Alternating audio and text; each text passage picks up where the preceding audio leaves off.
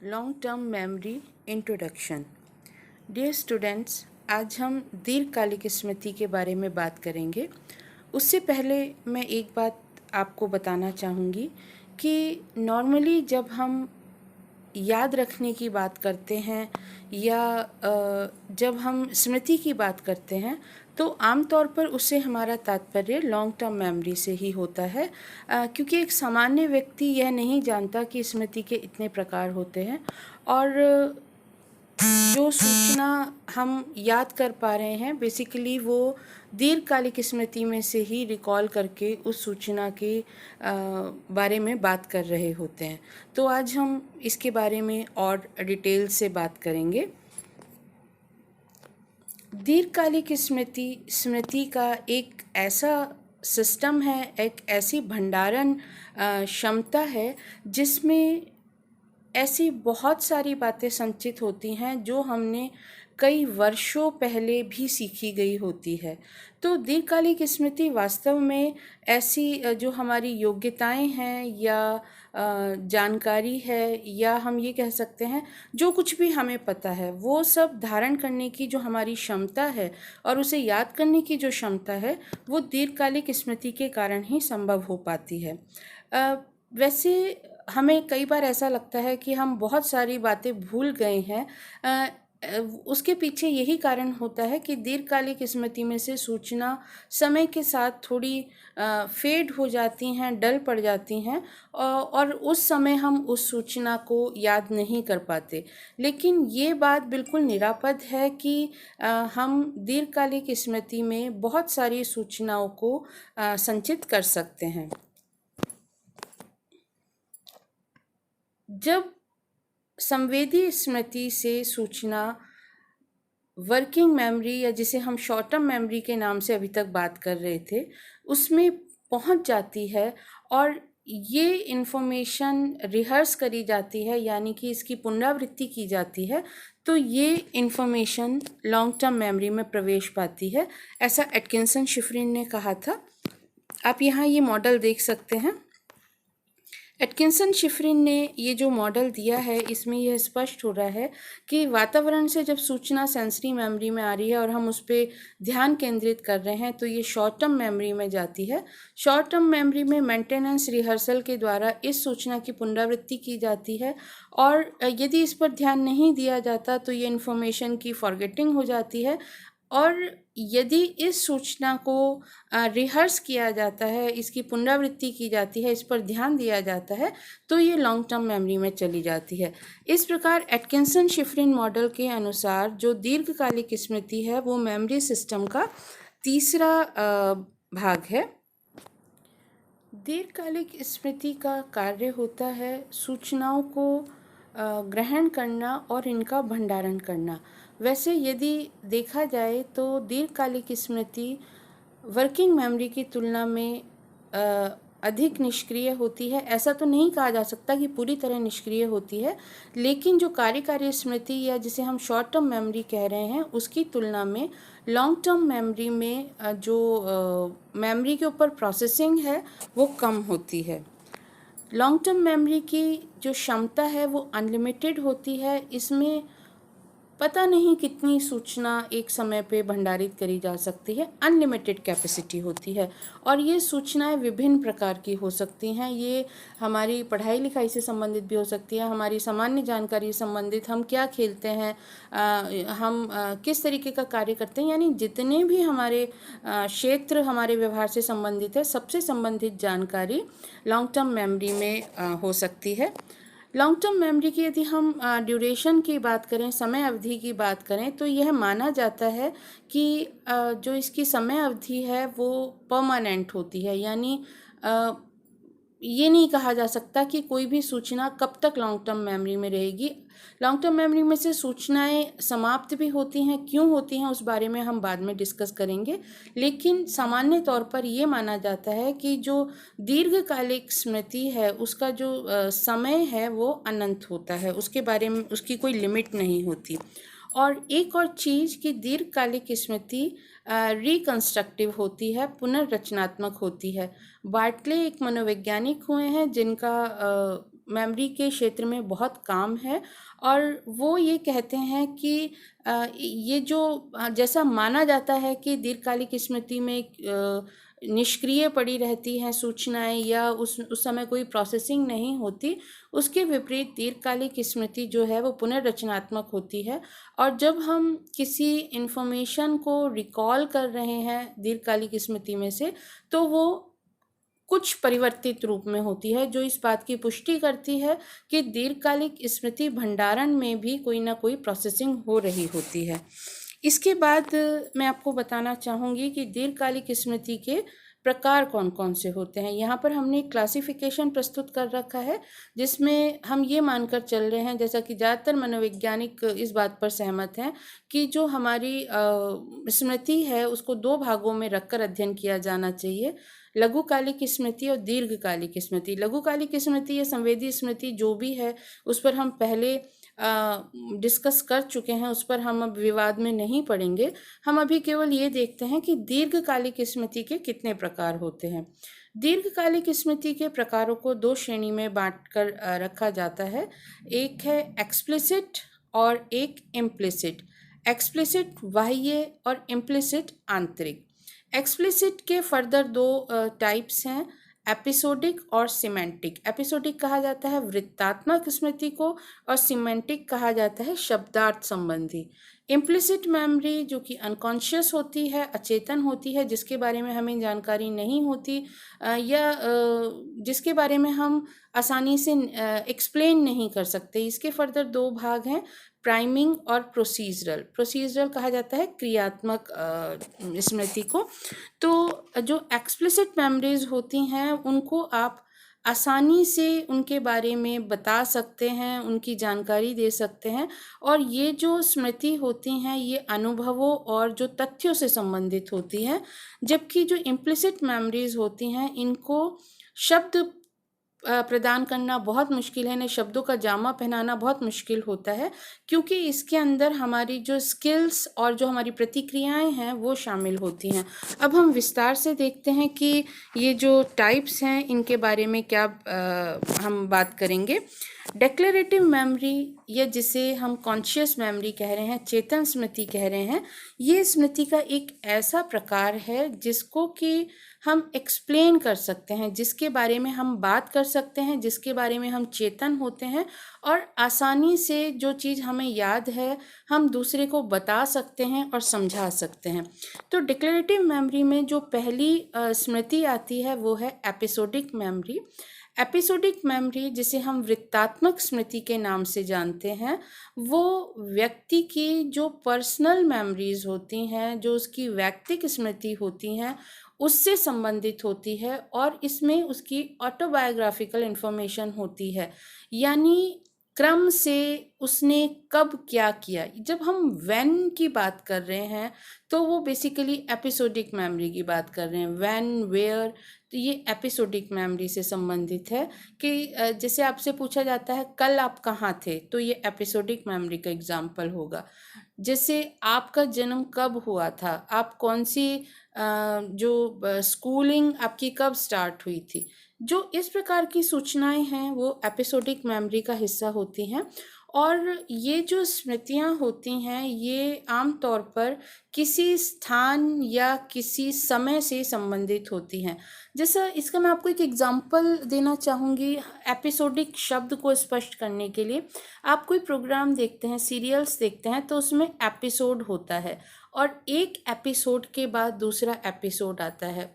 उसी प्रकार से ये जो स्मृति होती हैं ये क्रमिक होती हैं, सक्सेसिव होती हैं और आप इनमें निरंतरता स्थापित कर सकते हैं। तो एपिसोडिक मेमोरी व्यक्ति के जीवन वृत्तांत से संबंधित स्मृति को कहा जाता है। दूसरा जो प्रकार है वो है सिमेंटिक मेमोरी या शब्दार्थ संबंधी। जो भी सूचना पर्सनल इवेंट से संबंधित नहीं है और आप उसके बारे में बात कर सकते हैं, वो सूचना सिमेंटिक मेमोरी का भाग होती है। और इसके अंदर जो आपका सामान्य ज्ञान है, जो कुछ भी भाषा संबंधी ज्ञान है, जो कुछ भी आपने सीख रखा है, नंबर, फैक्ट्स या किसी परिस्थिति का सामना किस तरीके से किया जाना है, ये सब आपके शब्दार्थ संबंधी जो स्मृति है उसका हिस्सा होते हैं। और बेसिकली इसको सरल शब्दों में यदि हम ये कहें कि आपकी जनरल नॉलेज होती है, सामान्य ज्ञान होता है, जिसको आप किसी व्यक्ति को एक्सप्लेन कर सकते हैं। जो कुछ भी आपने सीख रखा है वो शब्दार्थ संबंधी मेमोरी होती है, और आमतौर पर इसका आपके पर्सनल लाइफ से उतना कनेक्शन हो ज़रूरी नहीं है। इसलिए ये जो मेमोरीज़ होती हैं ये भावनाओं से भी इनका जुड़ाव कम होता है। जैसे कि यदि आपने अपनी साइकोलॉजी की क्लास में ये सीखा है कि सीखना किसे कहते हैं, और मैं आपसे क्वेश्चन कर रही हूँ, तो आप मुझे जो बात बता रहे हैं कि सीखने की परिभाषा ये है एंड ऑल दिस, तो वो आपकी सिमेंटिक मेमोरी कॉन्स्टिट्यूट कर रही है। और इससे इस बात का कोई मतलब नहीं है कि आपने कल सीखा है, 4 दिन पहले सीखा है या महीनों पहले सीखा है। तो सिमेंटिक मेमोरी किसी भी तथ्य के बारे में आपकी जो जानकारी है उसको जब आप प्रकट कर रहे हैं तो उसे हम कह सकते हैं। तो सामान्य शब्दों में ये आपके सामान्य ज्ञान, जनरल नॉलेज, जो भी जानकारी आपके पास उपस्थित है वो सिमेंटिक मेमोरी के अंदर आता है। और ये दोनों जो मेमोरी होती हैं, सिमेंटिक और एपिसोडिक मेमोरी, ये आमतौर पर मिलजुल कर काम करती हैं, एक दूसरे का साथ देते हुए काम करती हैं। जैसे हम कोई भी यदि बात कर रहे हैं तो उसमें कहीं ना कहीं हम समय का उल्लेख भी ज़रूर करते हैं। तो ये दोनों मेमोरी आपस में गुथी हुई होती हैं आमतौर पर, और हम इन जानकारियों के बारे में जागरूक होते हैं, अवेयर होते हैं, और इसलिए इन्हें चेतन स्मृति कहा जाता है। डिक्लेरेटिव मेमोरी चेतन स्मृति होती हैं, एक्सप्लिसिट मेमोरीज होती हैं जिनके बारे में हम अवेयर होते हैं, और इसमें ये दोनों स्मृति आती हैं। दूसरा जो टाइप है वो है इम्प्लिसिट मेमोरी या आंतरिक स्मृति, यदि हम इसे कहें। ये अचेतन स्मृति होती है। अचेतन स्मृति से तात्पर्य ये नहीं कि हम उसके बारे में जागरूक नहीं हैं, हम कुछ कुछ उसके बारे में अवेयर भी होते हैं, लेकिन हम उनको एक्सप्लेन तो कर सकते हैं पर बहुत मुश्किल होती है। इसमें जो पहला टाइप है ये थोड़ा सा डिफरेंट चीज़ है, ये प्राइमिंग है। प्राइमिंग बेसिकली एक इम्प्लिसिट मेमोरी है, एक याद रखने की ऐसी क्षमता है जो आपने कोई कार्य सीख रखा है और आप बाद में जब दोबारा से वो कार्य करते हैं तो वो एक्टिविटी या कार्य उसको आप पहले से जल्दी कर पाते हैं। और पहले से जल्दी कर पाते हैं, क्यों कर पाते हैं? कि वो पहले से आपने सीख रखा है। तो प्राइमिंग इफ़ेक्ट या जो है वो इम्प्लिसिट लर्निंग, जब आपको पता ही नहीं है कि आप सीख चुके हैं या सीख रहे हैं, उसमें आपकी मदद करता है। और बेसिकली प्राइमिंग किसी ऐसे उद्दीपक के प्रति एक्सपोज़र को कहा जाता है जिसको आप सीखने के बाद उसका प्रभाव बाद में किसी उद्दीपक पर पड़ रहा है। तो प्राइमिंग होने की वजह से आप बाद में वही कार्य आसानी से कर पाते हैं। जैसे राइटिंग या फोक, जब आपने पहले कभी यूज़ कर रखा है फोक, तो बाद में दोबारा से आप जब फोक यूज़ करने चलते हैं तो उसको आप आसानी से कर पाते हैं। दूसरा जो टाइप है वो है प्रोसीजरल मेमोरी, या जिसे क्रियात्मक स्मृति भी कहा जाता है। इससे तात्पर्य है ऐसी प्रक्रियाओं से जिसमें आपको कोई अपनी विशेष स्किल तो शो करनी है, लेकिन आप उस पर विशेष ध्यान नहीं देते। जैसे यदि आप कार चला रहे हैं या साइकिल चला रहे हैं, या बहुत सिंपल आप अपने शू लेसेस बांध रहे हैं या पतंग उड़ा रहे हैं, ये सारी प्रोसीजरल मेमोरी है। इसमें आप कार्य को करके दिखाकर तो एक्सप्लेन कर सकते हैं, लेकिन आप शब्दों में उस गतिविधि को एक्सप्लेन करने में आपको लगेगा कि मैं इसे एक्सप्लेन नहीं कर पा रहा हूँ। तो जब किसी भी ऐसी गतिविधि जिसमें किसी विशेष प्रकार की स्किल रिक्वायर्ड होती है, उसमें जब आप अपनी स्मृति का यूज़ कर रहे हैं और आप उसमें पूरा ध्यान भी नहीं लगा रहे। जैसे आप जब साइकिल चला रहे होते हैं तो आप ये थोड़ा ना ध्यान रख रहे होते कि इस पैडल पर अभी पैर मारना है, फिर दूसरे पैडल पे, या हैंडल मैंने कैसे पकड़ रखा। नहीं, आप ऐसा नहीं करते। एक बार साइकिल चलाना सीखने के बाद आप बगैर ध्यान दिए ये सारी प्रक्रियाएं अपने आप करते जाते हैं, स्वतः करते जाते हैं, और ये आपकी प्रोसीजरल मेमोरी का हिस्सा होते हैं। इसी प्रकार से कोई भी मशीन चलाना या कोई भी इस तरीके की एक्टिविटी करना जिसमें आपकी मोटर एक्टिविटीज़ इन्वॉल्व हैं, ज़्यादातर ऐसी मेमोरीज़ प्रोसीजरल मेमोरीज़ का हिस्सा होते हैं। तो अभी आपने देखा कि जो हमारी अनकॉन्शियस मेमोरी है उसमें हम अपनी जो हमारी स्मृति है, ऐसी स्मृति का प्रयोग उसमें कर रहे हैं जिसको हम शब्दों में एक्सप्लेन नहीं कर पा रहे, जिसके बारे में हम उतने चेतन नहीं हैं कि ये कार्य हम किस प्रकार से कर रहे हैं। इसके बाद हम देखते हैं कि स्मृति में मस्तिष्क के कौन कौन से भाग इन्वॉल्व होते हैं, या जो हमारा मस्तिष्क है वो किस तरीके से स्मृति में अपनी भूमिका अदा करता है। तो जहाँ तक बात है, मस्तिष्क एक बहुत कॉम्प्लिकेटेड संरचना है, और इसके अलग अलग भाग अलग अलग कार्यों के लिए रिस्पॉन्सिबल होते हैं। यदि हम स्मृति की बात करें तो आप यहाँ पे 4-5 भाग देख पा रहे हैं जो अलग अलग प्रकार के फंक्शनिंग के लिए रिस्पॉन्सिबल है। सबसे पहले जो भाग आप देख पा रहे हैं वो प्रीफ्रंटल कॉर्टेक्स, जो अग्रखंड होता है मस्तिष्क का, ये जो घटनाक्रम घटित हो रहा है, जो हमारी एपिसोडिक मेमोरी है, उसके लिए जानकारी एकत्रित करने का कार्य करता है। और एमिगडाला जो भाग है, जो यहाँ पे आप येलो कलर में देख पा रहे हैं, ये जो हमारी स्मृति है उसके सांवेगिक पक्ष से जुड़ा हुआ होता है।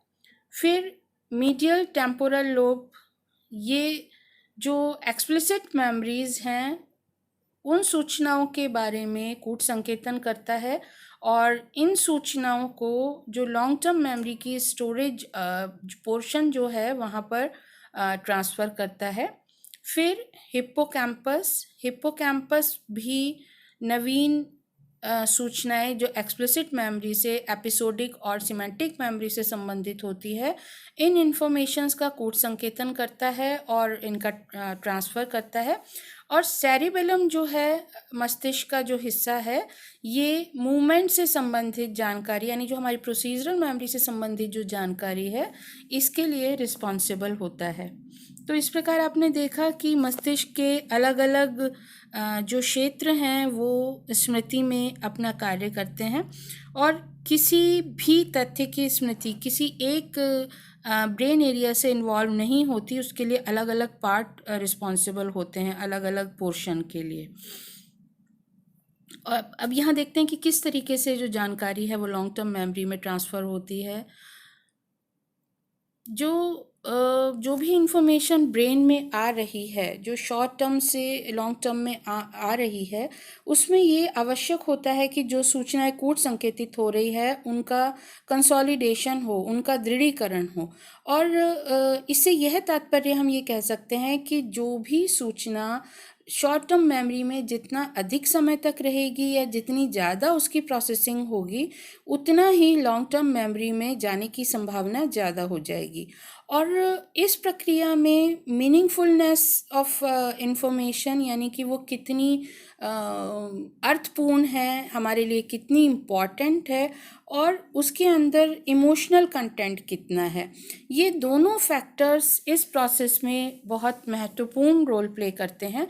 और कोई भी सूचना हम रिहर्स कर रहे हैं, कहीं ना कहीं पे उसके पीछे ये फैक्टर काम कर रहा होता है कि वो सूचना हमारे लिए महत्वपूर्ण है अथवा नहीं। तो वो हमारे किसी जो हमारा संवेगिक स्तर है, हमारे जो पर्सनल फीलिंग को टच करती है, वही इन्फॉर्मेशन हम लंबे समय तक ध्यान रख पाते हैं, या दूसरे शब्दों में कहें वही लॉन्ग टर्म मेमोरी में जाती है। तो जो कुछ भी हम सूचना धारण कर रहे हैं वो बेसिकली जो ब्रेन में चेंजेस हो रहे हैं, शारीरिक और रासायनिक परिवर्तन, उनकी वजह से होता है। और एक ये चीज़ देखी गई है कि जो किसी भी सामग्री का कितना ज़्यादा रिटेंशन किया जाएगा, उसका भार कहीं ना कहीं पे हिप्पोकैम्पस एरिया में जो एनहांस सिनेप्टिक रिस्पॉन्सेज होते हैं, जो न्यूरॉन्स में अलग अलग जो फंक्शनिंग हो रही है उसकी वजह से होता है। और ये हिप्पोकैम्पस में जो ये परिवर्तन हो रहे हैं वो मेमोरी स्टोरेज के लिए इम्पॉर्टेंट होता है। साथ ही साथ जो मस्तिष्क का लिम्बिक सिस्टम है वो हिप्पोकैम्पस और एमिग्डाला के साथ जुड़कर लॉन्ग टर्म मेमोरी के जो भी प्रोसेसिंग होती है उसमें कार्य करता है।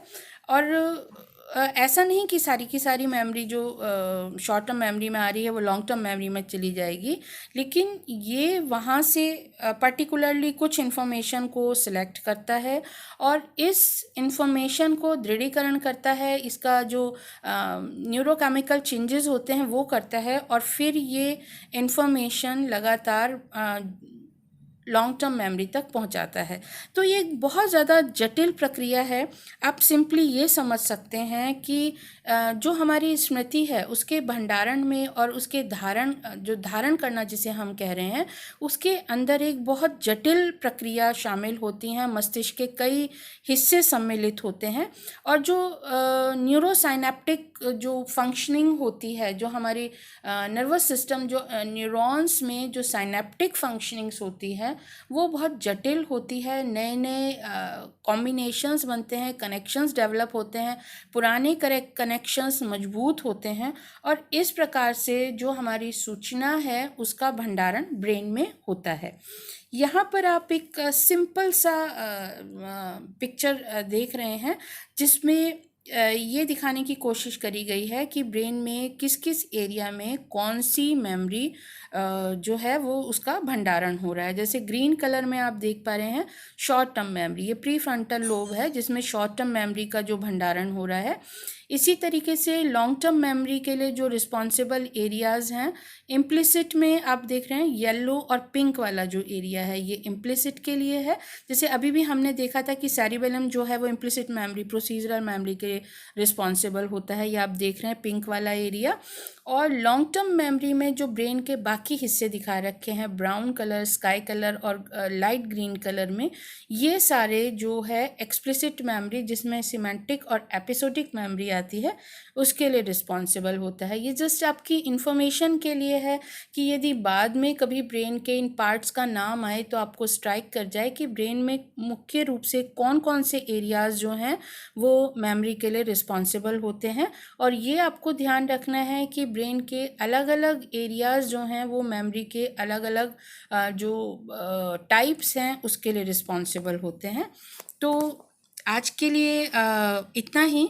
ये रेफरेंसेस हैं जिस पर आप और जानकारी देख सकते हैं मेमोरी से संबंधित। अभी के लिए इतना ही। अगले लेक्चर में हम देखेंगे कि दीर्घकालिक स्मृति की प्रक्रिया कैसे होती है, उसमें एनकोडिंग, स्टोरेज, रिट्रीवल वगैरह कैसे होता है। तब तक के लिए धन्यवाद।